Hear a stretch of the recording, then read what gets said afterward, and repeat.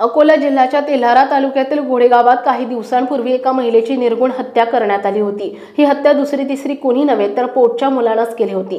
आरोपी मुलानं धारदार कुऱ्हाडीनं डोक्यात वार करून आईला रक्ताच्या थारोळ्यात पाडलं होतं। उपचारादरम्यान महिलेचा दुर्दैवी अंत झाला होता।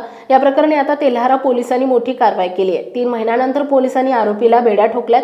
तेल्हारा तालुक्यातील घोडे गावात एका तरुणानं शेतीच्या वादातून जन्मदात्या आईचा डोक्यात कुऱ्हाडीनं घाव घालून तिचा खून केला होता। आरोपी मुलाला अखेर 3 महिन्यानंतर पोलिसांनी अटक केली आहे। विनोद तेलगोटे असं आरोपीचं नाव असून त्याला अहिल्यानगरमधून ताब्यात घेण्यात आलंय। या प्रकरणी तेल्हारा पोलीस ठाण्याच्या पोलिसांनी कारवाई करत अटक केली आहे। मिळालेल्या माहितीनुसार घटनेच्या दिवशी 19 मार्च रोजी आरोपी विनोदनं शेतीच्या वादातून आईवडिलांशी भांडण केलं होतं। हा वाद विकोपाला गेल्यानंतर आरोपीनं आईच्या डोक्यावर कुऱ्हाडीनं वार केले। त्यात त्याची आई बेबाबाई तेलगोटे जखमी झाल्या। उपचारादरम्यान त्यांचा मृत्यू झाला। घटनेनंतर फिर्यादी विजय तेलगोटे यांनी मुलाविरोधात तक्रार दाखल केली। फिर्यादीनं दिलेल्या तक्रारीनुसार आरोपी विनोद यास दारूचं व्यसन होतं। तो नेहमी आई वडिलांशी शेतीचा हिस्सा आणि उत्पन्नाच्या पैशांवरून वाद घालत असे। 19 मार्चच्या रात्रीच्या घटनेमध्ये आरोपीने अशाच प्रकारे वाद घातला। हा वाद विकोपाला गेल्यानंतर त्याने आईची निर्गुण हत्या केली। या प्रकरणी पोलिसांनी 3 महिन्यानंतर आरोपीला बेड्या ठोकल्यात। घटनेचा पुढील तपास केला जातोय।